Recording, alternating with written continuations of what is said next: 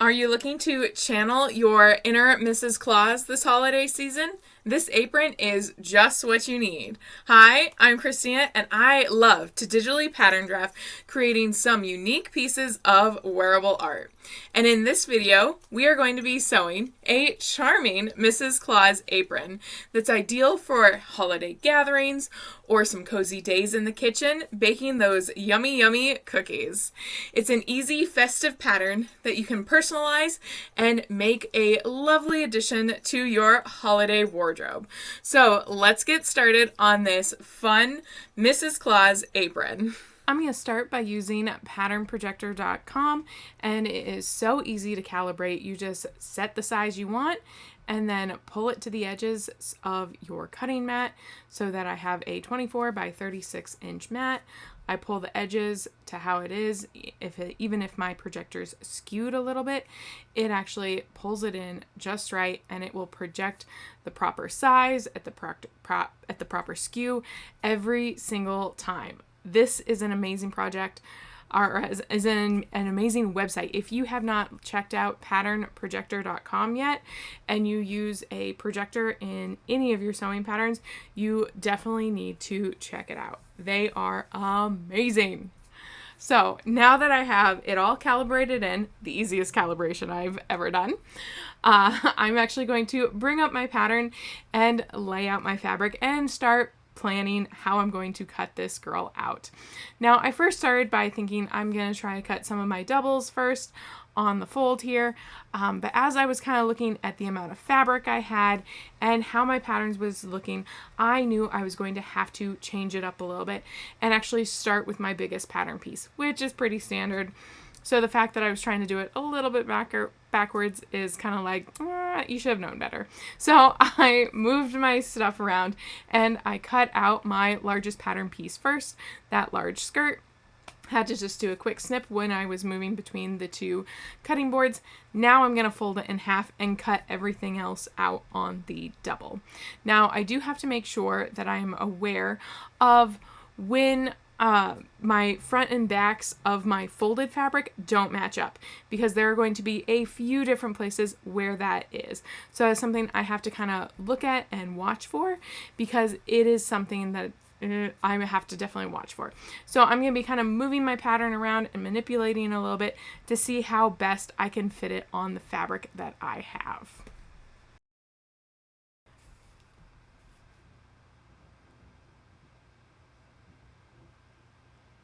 Once I have kind of figured out how everything's going to work, I'm going to go ahead and cut out my waistband, and then I'm going to cut out my little heart-shaped part for Mrs. Claus. I am super excited to be remaking this pattern because I think it came out really cute the first time, and I'm super excited to have a second one of it. Now, I want to make sure I can save as much fabric as possible, so instead of folding in half, I'm just going to fold a little bit, make sure that my pattern fits on there, make sure that my fold is on my grain line. That is essential to do when you're doing stuff like this. You want to make sure you are still making sure your pattern is on grain. Once I'm happy, I'm going to cut out the long waist tie first. And then, because I put it right on that fold, I'm going to cut them apart right on that fold. And then I'm going to do the exact same thing again. So I'm going to move to the shorter necktie, fold it up in half, making sure that my fold is definitely on grain, using every little inch of fabric I can out of this, and now cut my necktie. Now again, I'm going to have to take my scissors and just cut the fold apart because I lined up one edge on the fold. And now she's all cut out. Let's move over to the sewing machine and get sewing. So I got really excited to put the top of this together, and I started pinning it together, and I even started sewing it before I realized I should not have done this step first. So learn from me, do your ties first. Do not do the top of the apron first.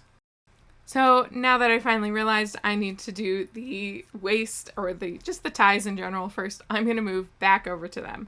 So I'm going to start by putting a safety pin in the edge, so it's going to be easier to flip them right side out.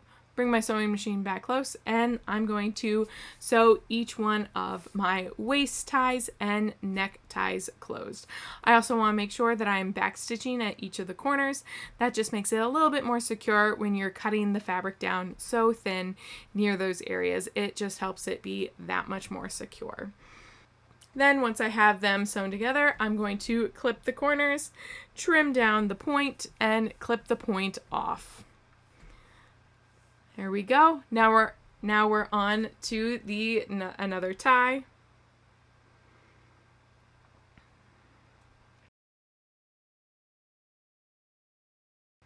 Stitching up one edge, back stitching at the corner, make it nice and secure, and all the way up the tie.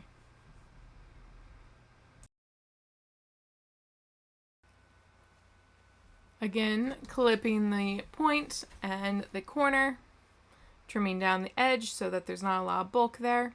And it's time to flip them right side out. This is what makes it so great that I've already put the safety pin in there, and I can just work the safety pin out through the opening. Just work it slowly and steadily, pulling a little bit of fabric as it goes.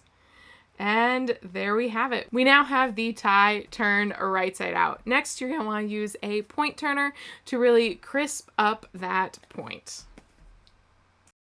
You're going to want to do the same thing for all the other points, and once you have them all turned right side out, it is move on over to the ironing board so that we can give them a really good press. I have a nice point there, and then I'm just going to make sure by kind of wiggling the fabric in between my fingers to make sure that I am pressing as close to that seam perfectly open as possible. I do love how nice and crisp an iron makes everything look. I always highly recommend you iron throughout your entire project to make sure the project continues to look nice and crisp. If you don't, it's going to kind of look a little like puffy or bulgy because you're not getting all the different pieces really nice and crisp when you're working with them by themselves. So we're just kind of working all these patterns out so that we're getting them nice and crisp. There we have it. Once we have all of the patterns done and you're happy with, you do have the option to do a top stitch all the way around the different ties if you so choose.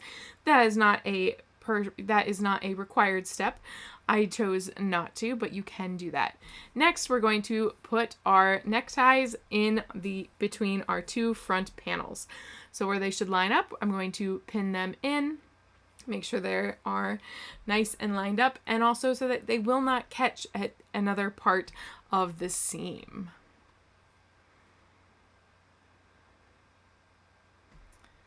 Here we go. Putting in the second one now. Lining it up.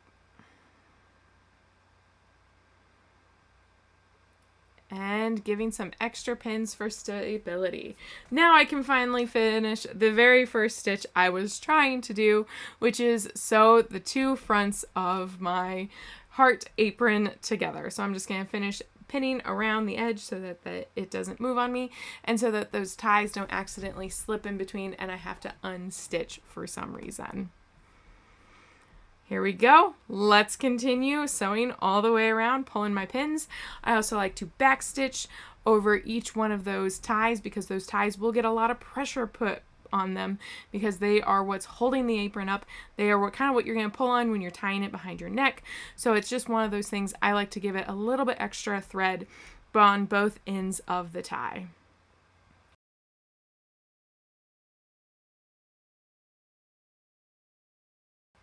And there we have it, coming down to the end, making sure everything's lined up good, and snipping it together. Next, we're going to clip our center point there because we're going to want to make sure it's released so that when we flip it right side out, it has a nice crisp edge. Then I'm going to go ahead and trim everything around the curve down to about 1/8 of an inch. You don't necessarily have to do this. You could just clip into it. I sometimes find it is a cleaner finished look if I trim everything down. So it's up to you whether you want to trim it down or just clip into it to release it around those curves.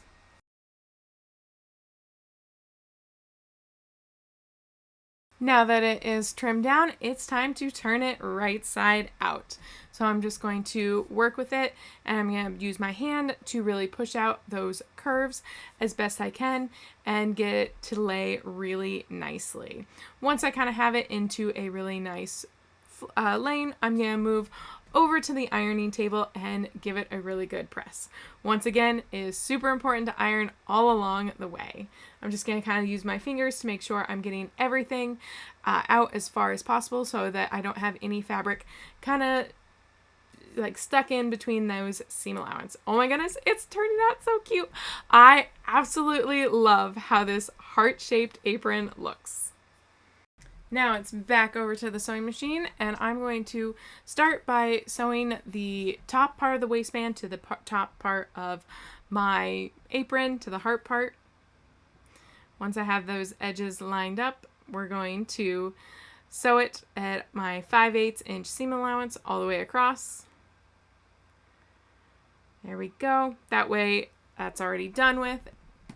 Next, I'm going to move on to putting on the ties. So I'm going to be lining up the ties with the top of the part of the apron, and then I'm going to be sewing the 5/8 inch seam down the side. Now you want to make sure that you're sewing as close to that apron. That apron should be right at the apron top should be right at the edge of those 5/8 inch. You want to make sure you're sewing as close to that as possible to make sure you're getting that really nice crisp line. And you want to make sure you do that on both sides. So we're going to be sewing both sides of the apron on.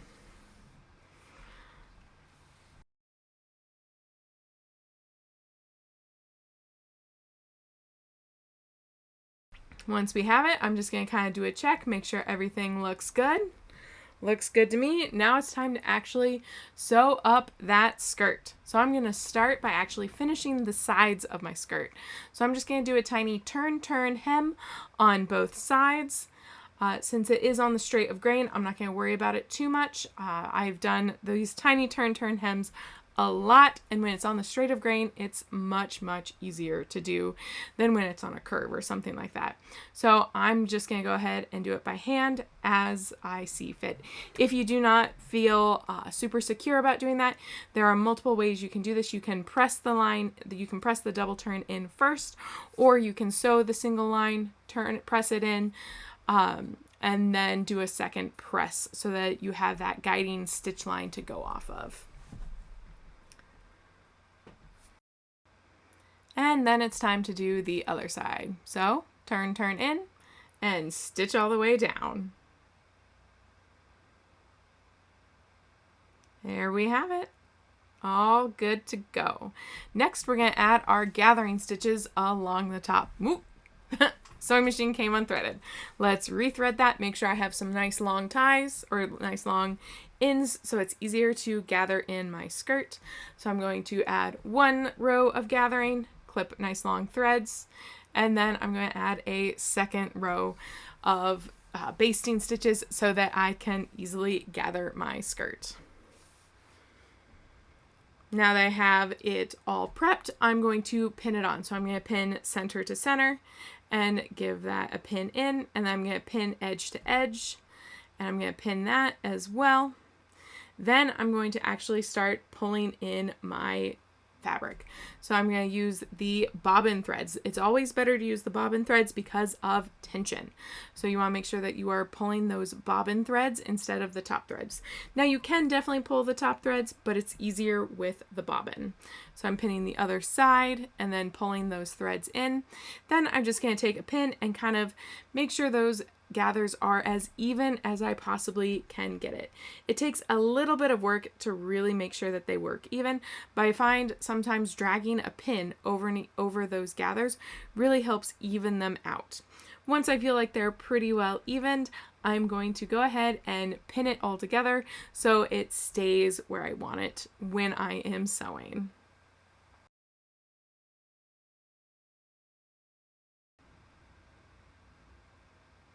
Once I'm happy with how the gathers look, I'm going to go ahead and with right sides to the wrong side here, I'm going to pin the other facing on. I want to have it so it's sandwiched in between so that the raw edge of the skirt will be fully encased, and I won't have to worry about it shredding on me or anything like that.